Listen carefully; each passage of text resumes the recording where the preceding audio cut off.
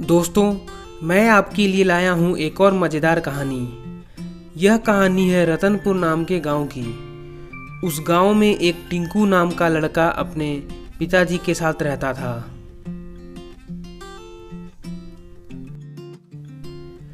रतनपुर गांव के पास एक छोटा सा जंगल था और वहाँ से एक नदी भी बहती थी। एक दिन टिंकू सुबह सुबह टहलने के लिए निकला और जंगल के पास जाकर उसने देखा कि एक बाघ का बच्चा पत्थर के बीच फंसा हुआ है। वह उसके पास गया और पत्थर हटाने की कोशिश करने लगा। बहुत देर बाद कोशिश करने के बाद टिंकू ने उस पत्थर को हटा दिया और बाघ का बच्चा आज़ाद हो गया। टिंकू उसके बाद अपने घर जाने लगा, लेकिन बाघ का बच्चा उसका पीछा करने लगा। टिंकू उसको भगाने की बहुत कोशिश कर रहा था, लेकिन फिर वह टिंकू के पीछे पीछे चला आता। इस तरह टिंकू परेशान होकर उसको अपने घर लेकर आ गया।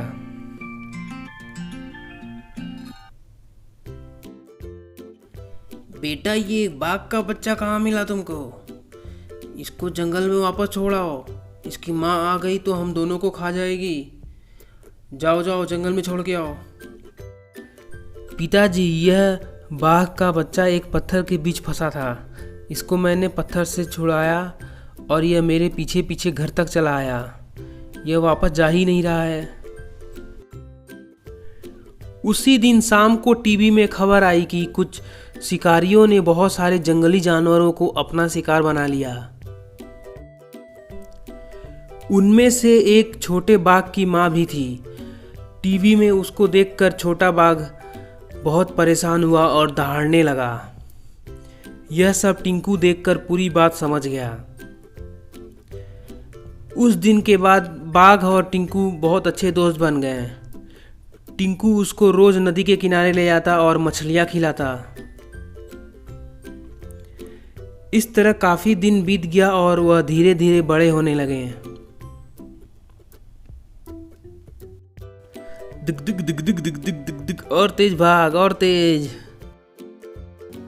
टिंकू और टाइगर इस तरह रोज जंगल का सैर करते हैं। एक दिन जंगल के बीच में कुछ छोटे इंसान आ गए थे और वह एक जंगली जानवर के चंगुल में फंस गए थे।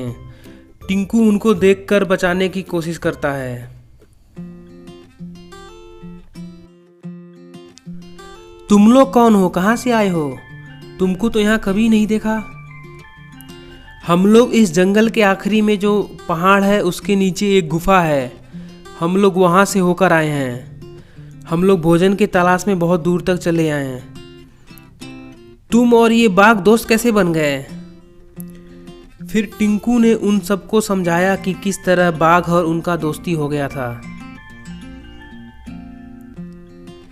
इस तरह वह छोटे आदमी टिंकू और बाघ में बहुत अच्छी दोस्ती हो जाती है। एक दिन उसी जंगल में कुछ शिकारी आ जाते हैं और शिकारियों को देखकर सारे जंगल में भगदड़ मच जाती है। सारे जानवर अपनी जान बचाकर भागने लगते हैं।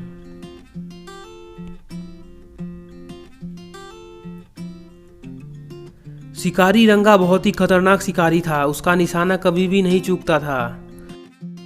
शिकारी रंगा ने एक शेर को अपना निशाना बनाया और उसके ऊपर एक बेहोश करने वाली गोली चला दी। बेहोश होने के बाद उसने शेर को कैद कर लिया और उसको ले जाने लगा।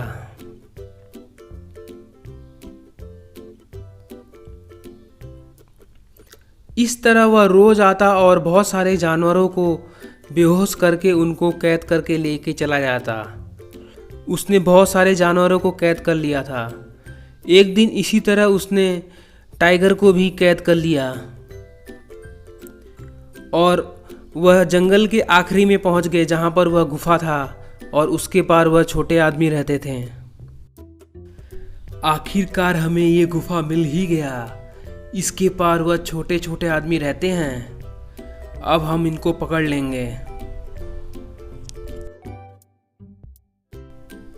फिर वह छोटे छोटे पिंजरे लेकर उस गुफा के अंदर चले जाते हैं और गुफा के दूसरी तरफ बहुत सारे छोटे छोटे आदमी होते हैं। वह इनको देखकर भागने लगते हैं। वह छोटे इंसान बहुत सारे तीर लेकर उन पे हमला करके बचने की कोशिश करते हैं, लेकिन वह कुछ नहीं कर पाते हैं।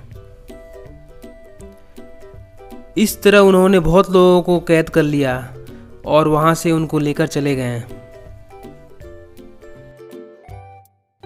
टिंकू का दोस्त किसी तरह अपने आप को उन शिकारियों से बचा लेता है और टिंकू के पास आ जाता है। क्या हुआ, तुम बहुत परेशान लग रहे हो? फिर उस छोटे आदमी ने टिंकू को पूरी कहानी बताई कि किस तरह उस शिकारियों ने बहुत सारे लोगों को कैद कर लिया। फिर टिंकू और वह छोटा आदमी उन शिकारियों का पता करने लगते हैं। तभी काफ़ी खोजने के बाद वह ईगल शिकारी का पता लगा लेता है और टिंकू और वह छोटा आदमी वहाँ पर चले जाते हैं। वहाँ पर शिकारियों ने बहुत सारे जानवरों को कैद करके रखा हुआ था। वह सभी जानवर बहुत परेशान थे और चीख रहे थे। तभी टिंकू दीवार कूद के उनको बचाने की कोशिश करता है, लेकिन वह शिकारी टिंकू को पकड़ लेते हैं और एक कैद में डाल देते हैं। शिकारी टिंकू को कैद में डाल के उससे पूछते हैं, तुम कौन हो, यहाँ क्या कर रहे हो, तुमको क्या चाहिए?